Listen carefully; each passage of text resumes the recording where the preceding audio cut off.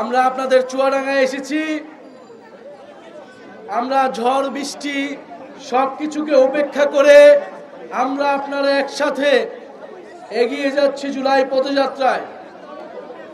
প্রিয় চুয়াডাঙ্গাবাসী, আমরা 2024-এ আপনারা জানেন যে একটা রক্তক্ষয়ী গণ অভ্যুত্থানের মধ্য দিয়ে স্বৈরাচারী হাসিনা সরকারের পতন ঘটেছিল। আপনারা হয়তো ইতিমধ্যে সোশ্যাল মিডিয়ায় দেখেছেন, বিবিসি একটা রিপোর্ট করেছে যেখানে দেখা যাচ্ছে যে শেখ হাসিনা নিজেই গুলি চালানোর সকল অর্ডার দিয়েছিলেন। এই মারণাস্ত্র ব্যবহারের জন্য শেখ হাসিনা অর্ডার দিয়েছিলেন। এই সকল হত্যাকাণ্ডের জন্য এই খুনি হাসিনা এবং তার দল আওয়ামী লীগ দায়ী। এবং এই খুনি হাসিনা এখন ভারতে অবস্থানরত আছে। ভারত সরকার গণহত্যাকারী, সন্ত্রাসী, ফ্যাসিস্ট সংগঠনের নেতাকর্মীদের নিজ দেশে আশ্রয় দিয়েছে। এবং আমরা আরো দুঃখের সাথে বলতে চাই যে চুয়াডাঙ্গা সহ বাংলাদেশের সীমান্তবর্তী এলাকায় এই যে গত 54 বছর ধরেই সীমান্তে মানুষ হত্যা হচ্ছে, নিরপরাধ বাংলাদেশি মানুষদেরকে, কৃষকদেরকে হত্যা করা হচ্ছে। আমরা চুয়াডাঙ্গার দর্শনা উপজেলার এক কৃষকের কথা শুনতে পেলাম, 7 দিন আগে সীমান্তে তাকে হত্যা করা হয়েছিল, 7 দিন পরে তার লাশ ফেরত দিয়েছে। বিএসএফ কোন সীমান্ত রক্ষী বাহিনী নয়, সেটি একটি খুনি বাহিনীতে পরিণত হয়েছে। বাংলাদেশের মানুষকে খুন করাই যেন তার একমাত্র দায়িত্ব। আমরা বলতে চাই, গত 54 বছর ধরে বাংলাদেশের মানুষজন, বাংলাদেশের জনগণ, বাংলাদেশের নাগরিকরা গোলামীর জীবন যাপন করতে হয়েছিল। তাদের মানবিক মর্যাদা, সার্বভৌমত্ব, স্বাধীনতা বারবার ক্ষুণ্ণ হয়েছে ভারতীয় আধিপত্যবাদ দ্বারা। সীমান্তে আমার মানুষকে খুন করা হয়েছে। আমাকে আমার পানির চুক্তি, পানির ন্যায্য হিস্সা দেওয়া হয়নি এবং আমাকে রাজনৈতিকভাবে, অর্থনৈতিকভাবে, সাংস্কৃতিকভাবে বারবার অবদমন করা হয়েছে। শেখ হাসিনার সরকার 16 বছর ধরে টিকে ছিল। গুম, খুন, মানুষকে হত্যা করেছে এই ভারত সরকারের প্রত্যক্ষ এবং পরোক্ষ সমর্থনে।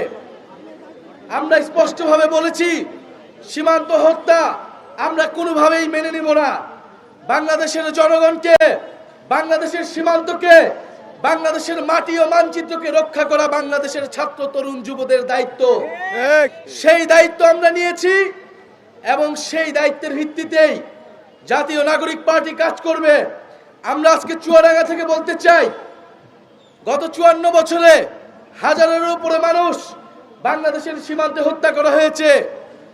আমাদের মোল্লা ফারুক ভাই বললেন, এই চুয়াডাঙ্গার সীমান্তেই 200-এরও বেশি মানুষ সীমান্তে হত্যা করা হয়েছে। সীমান্তে গরু চালানকারী বলে, পাচারকারী বলে আমার গরিব কৃষকদেরকে হত্যা করা হচ্ছে, আমার বাংলাদেশি মানুষদেরকে হত্যা করা হচ্ছে। অথচ গত 54 বছরে কোন সরকার এর বিরুদ্ধে কোনো ব্যবস্থা নিতে পারেনি। আমরা অন্তর্বর্তী সরকারকে বলবো, আপনাদেরকে কঠোর হতে হবে এবং কোন সরকারের দিকে আমরা তাকিয়ে থাকবো না। বাংলাদেশের জনগণ, বাংলাদেশের ছাত্র তরুণরা অবশ্যই তার সীমান্তকে, মানচিত্রকে, মানুষকে রক্ষা করার পবিত্র দায়িত্ব গ্রহণ করবে। চুয়াডাঙ্গাবাসী কি সেই দায়িত্ব গ্রহণ করবে? আমার সীমান্তের মানুষ হত্যাকে আমি মেনে নেব? আমার সীমান্তের কৃষক হত্যাকে কি আমি মেনে নেব? আমি কোনোভাবেই আমরা মেনে নেব না। ভারত যদি বাংলাদেশের সাথে সৌহার্দ্যমূলক সম্পর্ক চায়, সমতা, ন্যায্যতা এবং মর্যাদার ভিত্তিতেই সেই সম্পর্ক হতে হবে।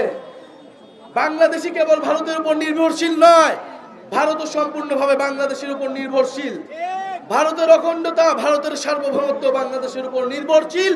এটা যাতে ভারত কোনোভাবেই ভুলে না যায়।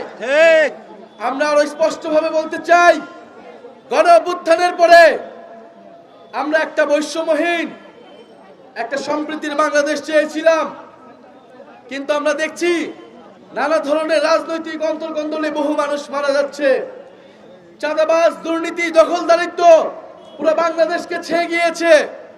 চুয়াডাঙ্গাবাসীকে আজকে আমরা বলতে এসেছি, আপনারা ভয় পাবেন না। আপনাদের সন্তানরা ছোট ছোট বাচ্চারা রাজপথে নেমেছিল ফ্যাসিবাদী স্বৈরাচারী হাসিনার বিরুদ্ধে।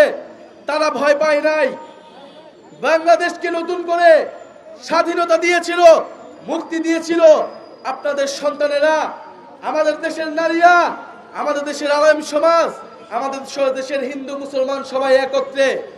নতুন করে কোনো ভয়ের সংস্কৃতি আমরা বাংলাদেশে দেখতে চাই না। আপনাদের এলাকার দুর্নীতি, চাঁদাবাজ, দখলদারিত্ব নিয়ে কথা বলুন। যেই প্রতিবাদের জোয়ার বাংলাদেশে তৈরি হয়েছে, সেই জোয়ার বন্ধ করবেন না। বাংলাদেশের ছাত্র তরুণ এই দেশের জনগণের পক্ষে আছে, রাজপথে আছে। দুর্নীতিবাজ, দখলদার এবং চাঁদাবাজদেরকে না করুন।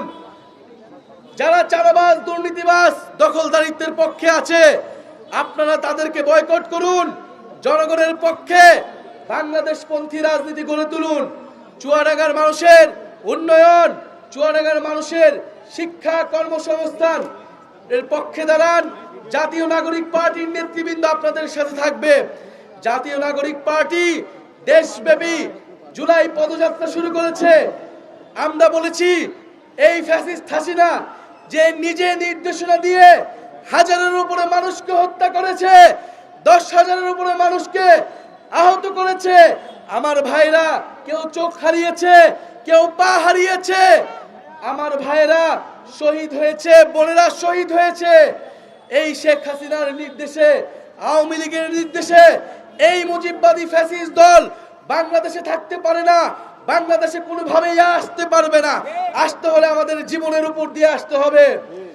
এই ফ্যাসিস্ট সরকারের, যেই ফ্যাসিস্ট শেখ হাসিনা, তার অবশ্যই বিচার এবং দেশ গঠনের জন্য যে সংস্কার, সেই সংস্কারের পক্ষে আপনাদেরকে দাঁড়াতে হবে।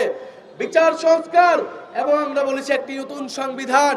সেই বিচার সংস্কার, নতুন সংবিধান এবং জুলাই ঘোষণাপত্রের দাবিতে আমরা রাজপথে নেমেছি। আমরা আজকে চুয়াডাঙ্গাতে এসেছি।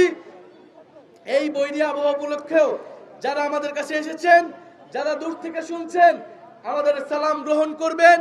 আপনাদের প্রতি আমাদের বার্তা এটাই, অভ্যুত্থানের নেতৃবৃন্দ এখনো রাজপথে আছে, আপনাদের হকের পক্ষে কথা বলছে। আপনারা আমাদেরকে সহযোগিতা করুন। ইনশাল্লাহ আপনারা হতাশ হবেন না। জাতীয় নাগরিক পার্টি নতুন বাংলাদেশ, জনগণের পক্ষের বাংলাদেশ, ইনসাফের পক্ষের বাংলাদেশ আপনাদেরকে উপহার দিবে। আসসালামু আলাইকুম।